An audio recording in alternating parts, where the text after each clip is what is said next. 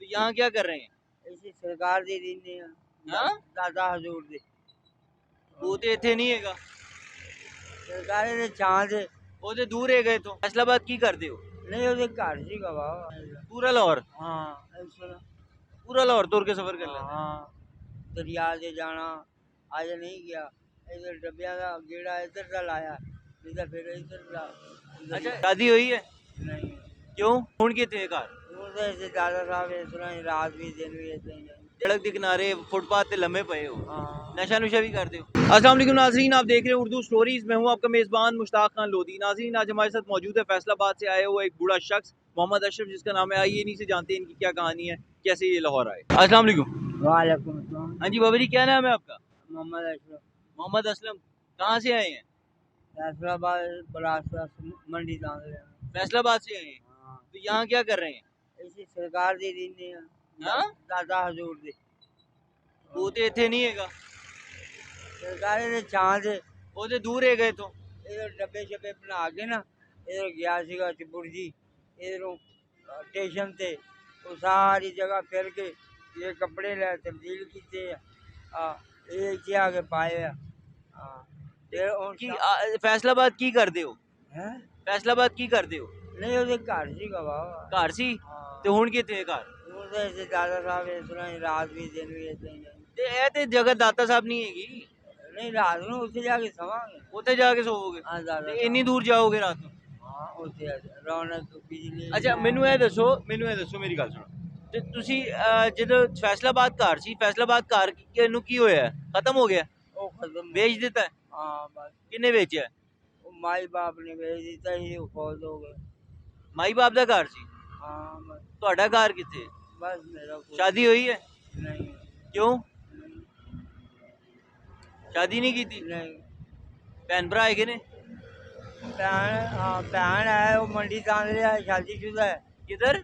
शादीशुदा शादीशुदा है? हाँ ठीक हो गया? हाँ मेरे यहाँ शादी नहीं हुई बस ਤੁਹਾਡੀ ਸ਼ਾਦੀ ਕਿਉਂ ਨਹੀਂ ਹੋਈ? नहीं ਕਿੰਨੀ ਉਮਰ ਹੈ? मेरी है वो 55 ਕਿੰਨੇ ਸਾਲ? 55 साल 55 ਸਾਲ। हाँ ਕੰਮ ਕੀ ਕਰਦੇ ਹੋ? काम कोई नहीं बस ਪਹਿਲੇ ਕੀ ਕਰਦੇ ਸੀ? पहले वो अजामदा ना करता ही फटा फटा लाता ਹਜਾਮਤ ਕਰਦੇ ਸੀ? हाँ ਇਹ ਬਾਲ ਬੂਲ ਕੱਟੀ ਦੇ ਸੀ? हाँ ਤੇ ਹੁਣ ਕਿਉਂ ਨਹੀਂ ਕਰਦੇ? ਹੁਣ ਨਹੀਂ ਕਰਦੇ ਹੁਣ ਬਸ ਇੱਥੇ ਨਹੀਂ ਕੀਤਾ ਕੋਠੇ ਪਿੰਡ ਵਾਲੇ ਕਰਦਾ ਰਿਹਾ ਫੱਟਾ ਲਾਉਂਦਾ ਰਿਹਾ ਇੱਥੇ ਕੋਈ ਵਸਾਇਲ ਨਹੀਂ ਬਣਦਾ ਪਿਆ ਨਹੀਂ ਤੇ ਇੱਥੇ ਤੁਸੀਂ ਸੜਕ ਦੇ ਕਿਨਾਰੇ ਫੁੱਟਪਾਥ ਤੇ ਲੰਮੇ ਪਏ ਹੋ, ਹਾਂ ਨਸ਼ਾ ਨੁਸ਼ਾ ਵੀ ਕਰਦੇ ਹੋ? ਅਜੇ ਨਿਸ਼ਵਾਰ ਹੈ ਤੇ ਗੁਜ਼ਾਰਾ ਕਿਸ ਤਰ੍ਹਾਂ ਚੱਲਦਾ ਹੈ? ਬਸ ਲੰਗਰ ਪਾਣੀ ਉਦੋਂ ਦਾਦਾ ਸਾਹਿਬ ਜਾ ਖਾ ਲਾਂ ਹਾਂ? ਦਾਦਾ ਸਾਹਿਬ ਜਾ ਖਾ ਲਾਂ ਲੰਗਰ ਪਾਣੀ ਦਾਦਾ ਸਾਹਿਬ ਜਾ ਕੇ ਖਾ ਲੋਗੇ? ਹਾਂ ਤੇ ਇਹ ਜਗ੍ਹਾ ਇਹ ਦਾਤਾ ਸਾਹਿਬ ਤੋਂ ਦੂਰ ਹੈਗੀ, ਅੱਛੀ ਖਾਸੀ ਦੂਰ ਹੈਗੀ, ਐਸੇ ਹੀ ਹੈ? ਨਹੀਂ ਕੋਈ ਨਹੀਂ। ਤੁਹਾਡੇ ਕੋਲ ਸਵਾਰੀ ਵੀ ਨਹੀਂ ਹੈਗੀ? ਨਹੀਂ, ਤੁਰ ਕੇ ਜਾਣਾ ਤੁਰ ਕੇ ਸਫ਼ਰ ਕਰਨਾ ਨਹੀਂ ਪੂਰਾ ਲਾਹੌਰ? ਹਾਂ ਇਸ ਤਰ੍ਹਾਂ पूरा लाहौर तुर के सफर कर लेते हैं? हाँ दरिया से जाना आज नहीं गया इधर डब्बिया का गेड़ा इधर का लाया इधर फिर इधर का अच्छा, जे उत्थे ना जा सको ते फिर इत्थे किथे खांदे हो? नहीं इच्छे नहीं जा मतलब काम नहीं कर सकते, मांग के खांदे हो बस? हाँ बस दादा सरकार दुनिया खाती रिश्तेदार कोई नहीं हैगा? नहीं कोई रिश्तेदार हैगा ही कोई नहीं? शुरू तो नहीं हैगा यार, मिलते किसी ने नहीं? शुरू तो भी है नहीं गए मिलते भी कोई नहीं है कोई होवे तो मिलिए हाँ शुरू तो ही है नहीं गए ते मिलते क्यों नहीं? कमांदे नहीं इस करके? बस इसमें विआह भी इस करके ही नहीं ना होया, कमांदे नहीं? पड़ोसी करते सा गुजरां ਦੀ ਲੋਕਾਂ ਦੀ ਪੱਠੇ ਦਿੱਤੇ ਪਾਉਂਦੇ की करते सी?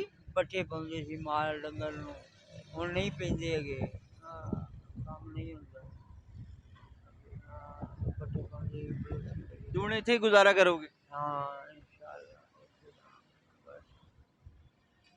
ਤੁਸੀਂ ਹਲੇ ਕਮਾ ਸਕਦੇ ਹੋ, ਸਭ ਕੁਝ ਕਰ ਸਕਦੇ ਹੋ। ਤੁਸੀਂ ਜੇ ਕੋਈ ਐਵੇਂ ਬੈਠੇ ਰਹੋਗੇ ਕਿਤੇ ਸੜਕ ਕਿਨਾਰੇ ਬਹਿ ਜਾਓਗੇ ਤੇ ਫਿਰ ਤੇ ਕੁਝ ਵੀ ਨਹੀਂ ਨਾ ਬੰਦਾ ਕਰ ਸਕਦਾ।